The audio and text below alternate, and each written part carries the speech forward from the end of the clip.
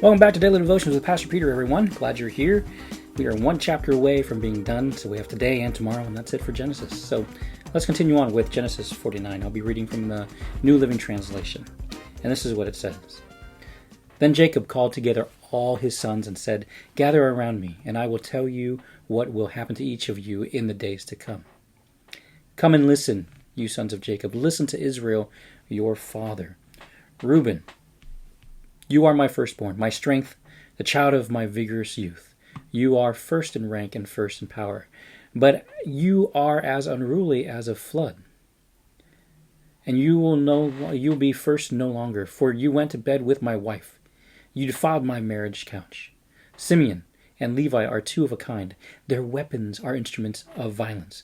May I never join in their meetings. May I never be a party to their plans, for in their anger they murder men, and they cripple oxen just for sport. A curse on their anger, for it is fierce. A curse on their wrath, for it is cruel. I will scatter them among the descendants of Jacob. I will disperse them throughout Israel. Judah, your brothers will praise you. You will grasp your enemies by the neck. All of your relatives will bow before you. Judah, my son, is a young lion that has finished eating its prey. Like a lion, he crouches and lies down. Like a lioness, who dares to rouse him? The scepter will not depart from Judah, nor the ruler's staff from his descendants, until the coming of the one whom it belongs, the one whom all nations will honor. He ties his foal to a grapevine, and the colt of his donkey to a choice vine. He washes his clothes in wine, his robes in the blood of grapes. His eyes are darker than wine, his teeth are whiter than milk. Zebulun will settle by the seashore and will be a harbor for ships. His borders will extend to Sidon. Issachar is a sturdy donkey, resting between two saddle-packs. When he sees how good the countryside is and how pleasant the land, he will bend his shoulder to the load and submit himself to hard labor. Dan will govern his people, like any other tribe in Israel. Dan will be a snake beside the road, a poisonous viper along the path that bites the horse hooves, so its rider is thrown off. I trust in you for salvation, O Lord. Gad will be attacked by the marauding bands, that he will attack them when they retreat. Asher will dine on rich foods and produce food fit for kings. Naphtali is a doe set free that bears beautiful fawns. Joseph is the foal of a wild donkey, the foal of a wild donkey at a spring, one of the wild donkeys on the ridge. Archers attacked him savagely. They shot at him and harassed him. But his bow remained taut, and his arms were strengthened by the hands of the mighty one of Jacob, by the shepherd, the rock of Israel. May the God of your father help you. May the Almighty bless you with the blessings of the heavens above, and blessings of the watery depths below, and blessings of the breast and womb. May my fatherly blessings on you surpass the blessings of my ancestors, reaching to the heights of the eternal hills.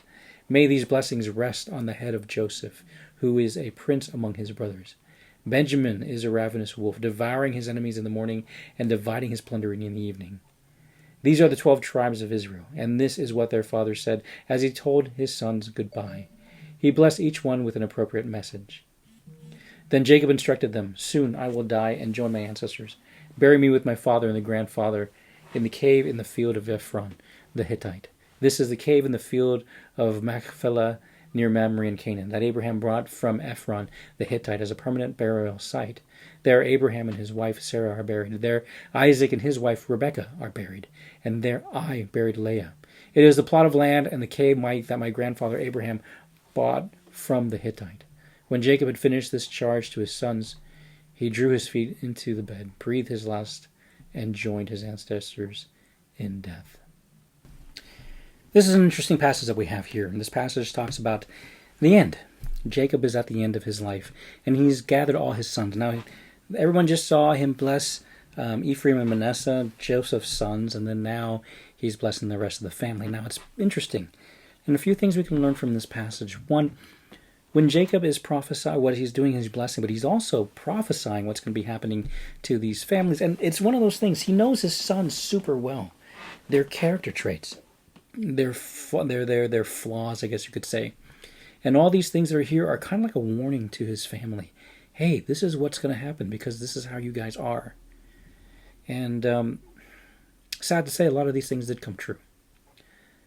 And it's unfortunate. We reap what we sow. I think that's the overarching theme of what's going on here, that however we live our life, we are the ones who will reap the benefits or reap the consequences of the actions that we or make or don't make. In this passage, he talks about his sons, their violence, their weaknesses, and we see in history that these things did come true. And it's a warning for all of us that we have to be careful. We all have to be careful. But then there's hope that from this, that they will return back to their nation. They will return back to their country.